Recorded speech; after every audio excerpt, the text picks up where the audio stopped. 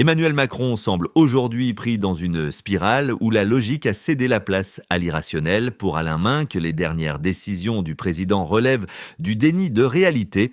Ces actes incompréhensibles pourraient bien être le signe d'un grave problème psychologique. Dans cette vidéo, on va évoquer la crise psychologique d'Emmanuel Macron et on va également faire le point sur toutes les dernières actualités de France. Avant de commencer, n'oubliez pas de cliquer sur j'aime et de vous abonner à la chaîne pour rejoindre notre grande communauté. Accrochez-vous parce que Alain Minc, le célèbre observateur de la vie politique, a décidé de ne pas mâcher ses mots. Et cette fois, c'est Emmanuel Macron qui en prend pour son grade. Invité sur le Figaro TV ce 4 novembre, Minc n'a pas hésité à lancer une critique acerbe sur la décision de Macron de dissoudre l'Assemblée nationale après les européennes. Une manœuvre risquée qui pourrait bien être l'acte de trop. Quand un type intelligent prend une décision absurde, mais totalement absurde, c'est un problème psychologique, c'est-à-dire c'est un déni de réalité. Je veux dire, Macron, il avait 250 députés. Il lui en manquait 35. Il pouvait en 2022 acheter la droite démocratique pour un plat de lentilles. En 2024, le jour des européennes, il pouvait toujours l'acheter, sauf qu'il fallait rajouter des lardons aux lentilles et lui de leur donner 2-3 ministères importants. Et il manœuvre tellement bien qu'il arrive à donner le pouvoir à la droite classique, en plus à un homme que j'estime et respecte, qui est Michel Barnier, mais c'est quand même la réussite, l'échec politique le plus incroyable qu'on puisse imaginer. Il a aujourd'hui 90 députés. La plupart d'entre eux vont le quitter de jour en jour comme il n'est pas rééligible. Et je pense que quelque chose qui a commencé en faisant quand même du président français une star mondiale. Macron, quand il arrive, il est une star mondiale. Et il joue bien pendant 2 ans. Très très bien. Et la France est surestimée sur la scène internationale par rapport à son poids réel. Et qu'aujourd'hui, il est entré dans un processus qui est une fin shakespearienne. Traduction, notre président, pourtant autoproclamé grand stratège, serait en plein dérapage psychologique. Qui aurait cru que le Mozart de l'Élysée finirait par composer une cacophonie politique ? Alain Minc, lui, semble estomaqué. Il le considère comme étant l'échec politique le plus incroyable qu'on puisse imaginer. Quelle ambiance ! Aujourd'hui, Minc anticipe une fin de règne où le génie s'est éteint, remplacé par une gestion hasardeuse et des décisions aussi incompréhensibles qu'inquiétantes. Alors, Macron, un visionnaire? Peut-être, mais visiblement un visionnaire qui, aujourd'hui, n'a plus vraiment les pieds sur terre. Emmanuel Macron, l'homme aux promesses grandioses, voit son rêve de service national universel s'effondrer comme un château de cartes, emportant avec lui les espoirs d'une jeunesse exemplaire. Vous avez bien entendu, Emmanuel Macron assiste aujourd'hui à l'enterrement de son service national universel, SNU, cette brillante idée qui, d'après lui, allait sauver la France. Et oui, le SNU, c'était supposé être cette armée de 800 000 jeunes disciplinés, en uniforme, prêts à tout pour ramener l'ordre et la vertu dans notre société. Macron, lui, voyait déjà ses lycéens en 2026 sortant de ce service citoyen avec le sens du devoir, de la collectivité et une loyauté civique à toute épreuve. Tout ça, bien sûr, grâce à quelques semaines de stage encadrés. On ne le dira jamais assez, pour Macron, le SNU, c'est plus qu'un programme. C'est un miracle qui allait résoudre tous les problèmes de la société. L'oisiveté des jeunes, résolue. Les émeutes de 2023 dépassées, la fracture sociale recollée, ce service national censé être le remède aux révoltes urbaines, la potion magique pour des générations perdues. Après tout, quoi de plus efficace que quelques semaines de vie en communauté pour réparer une jeunesse entière? Mais voilà, pas de budget, pas de miracle. Alors que Macron est en train de regarder sa politique fiscale se faire détricoter par l'Assemblée nationale, c'est maintenant son bébé, le SNU, qui prend l'eau. Et ce n'est pas une petite fuite. Sur un amendement socialiste, la commission des finances a purement et simplement coupé les crédits.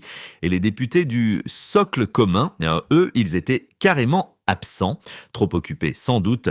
La veille, le Sénat avait déjà voté pour réduire les financements du SNU de façon significative, et même le ministre des Sports et de la Jeunesse a fini par avouer qu'il n'avait pas les moyens de rendre ce service universel d'ici 2026. Alors, faut-il pleurer la mort prématurée de ce dispositif à mission incertaine ? Soyons honnêtes, aujourd'hui, le SNU, c'est 64 000 jeunes volontaires qui y participent, tous apparemment ravis, si l'on en croit l'Institut national de la jeunesse. Un rapport de la Cour des comptes s'est penché sur ce programme et n'a pas manqué de souligner ses faiblesses. Coûts sous-estimés, objectifs flous et une mise en œuvre qui ressemble plus à un coup de pinceau qu'à un projet d'envergure. 128 millions d'euros pour 2025 et un potentiel entre 3 et 5 milliards en vitesse de croisière. Et tout ça pourquoi ? Pour un programme auquel même Macron semble croire à moitié, à croire qu'il voulait seulement reproduire le service militaire d'antan en moins utile et beaucoup plus cher. Alors, ce SNU devait-il vraiment éradiquer la violence et l'incivilité, comme Macron semblait le penser? Voyez un peu la réalité. Cette semaine encore, à Rennes et Poitiers, des jeunes se sont affrontés dans des fusillades en plein jour avec le narcotrafic en toile de fond. Vous pensez vraiment que le SNU aurait changé quoi que ce soit? Macron, lui, semble y croire, mais pour le moment, son armée morte repose en paix sous le poids du couperet budgétaire. Drapeau en berne, finances à sec. Il ne nous reste plus qu'à espérer le prochain miracle du président. Une bagarre s'est déroulée dans les transports en région parisienne sur le RER E, en gare d'Ozoir-la-Ferrière. C'est ce matin. 4 personnes ont été blessées, dont 2 grièvement, après avoir été attaquées à la hache. La France est gangrénée par l'ultraviolence. Notre système judiciaire est incapable de la juguler par idéologie, par laxisme, par manque de moyens aussi. On vient d'avoir l'info, un nouvel épisode de violence en France. 4 personnes blessées, dont 2 gravement dans une attaque à la hache sur le RER E en gare d'Ozoir-la-Ferrière. Oui, vous avez bien entendu, à la hache, une scène tout droit sortie d'un film d'horreur, sauf que dans la France d'aujourd'hui, c'est devenu le quotidien. La France plonge toujours plus dans le chaos. Jean-Philippe Tanguy, député du Rassemblement national, est furieux.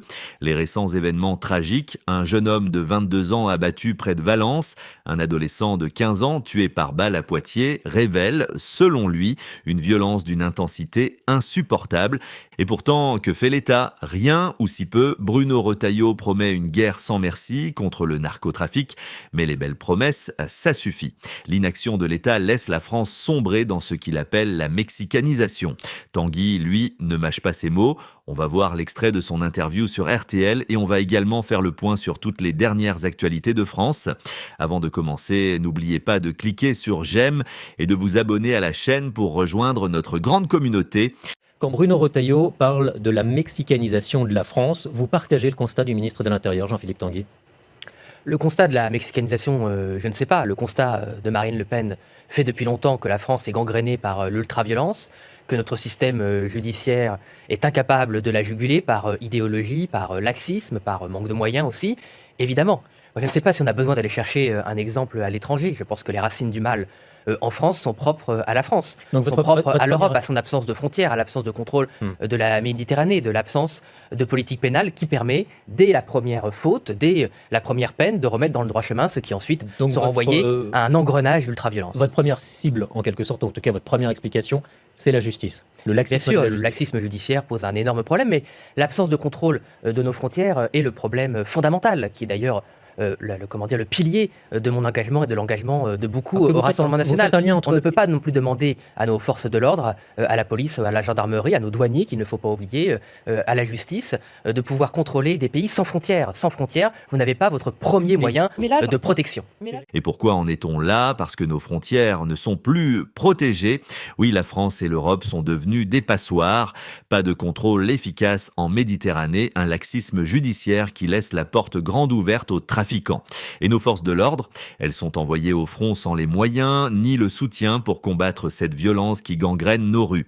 Jean-Philippe Tanguy martèle: Comment voulez-vous qu'on protège ce pays si nos frontières sont inexistantes, si la justice refuse de sévir, si l'Europe ne prend pas ses responsabilités?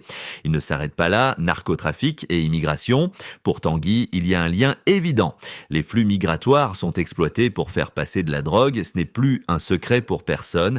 Il rappelle que des pays comme le Maghreb sont des plaques tournantes de production de stupéfiants et que cette drogue inonde nos quartiers, financée par l'argent sale qui corrompt tout sur son passage. Aujourd'hui, ce n'est pas seulement une question d'ordre public, c'est notre démocratie qui est en danger. La corruption de l'argent de la drogue mine nos institutions, nos valeurs, nos fondations. Jean-Philippe Tanguy appelle à une véritable prise de conscience nationale. Il veut voir des actes, pas des discours. La France, dit-il, doit prendre le contrôle de ses frontières et cesser de dépendre d'une Europe paralysée par ses propres failles. Nos institutions sont faibles, nos frontières inexistantes et nos valeurs en danger. Il est temps de dire stop. Cette gangrène doit être extirpée avant qu'il ne soit trop tard. C'est-à-dire que tu montes dans un RER, aujourd'hui en France, une bagarre, un mauvais regard, que sais-je, etc., tu finis avec une main tranchée. Alors, qui remercier pour ce climat de violence? Ah, bien sûr, notre cher Emmanuel Macron et sa politique qui fait de la sécurité un joli concept, presque poétique, mais qui, dans la réalité, laisse les citoyens en proie à une violence débridée. On pourrait croire que protéger les Français serait la priorité d'un président, mais non, trop banal. Macron préfère sans doute consacrer son énergie à des causes bien plus nobles et à nous expliquer que la France va bien alors même que les hôpitaux accueillent les victimes de ces attaques presque quotidiennement. Les faits parlent d'eux-mêmes. Une simple altercation entre des jeunes de 16 et 17 ans dégénère en bain de sang, une main tranchée, un crâne fracassé. Un différend banal, vous dites, bienvenue dans la France où l'on se règle ses comptes à coups de hache dans les transports en commun. Et pendant ce temps, aucune interpellation, aucune mesure préventive, comme si tout ceci n'était qu'une anecdote. Quant à la réaction des autorités, la SNCF rassure, pas d'interruption de la circulation, les trains continuent comme si de rien n'était. Admirable, n'est-ce pas? Un malheureux petit détail que notre quotidien ignore. En attendant, les citoyens, eux, continuent de vivre dans l'angoisse. Alors, qu'avez-vous pensé de tout ce dont on a discuté aujourd'hui? Je vous invite à partager votre avis dans les commentaires ci-dessous. Si ce n'est pas déjà fait, abonnez-vous à la chaîne pour ne rien manquer des prochains contenus. Merci à tous, prenez soin de vous et à très bientôt.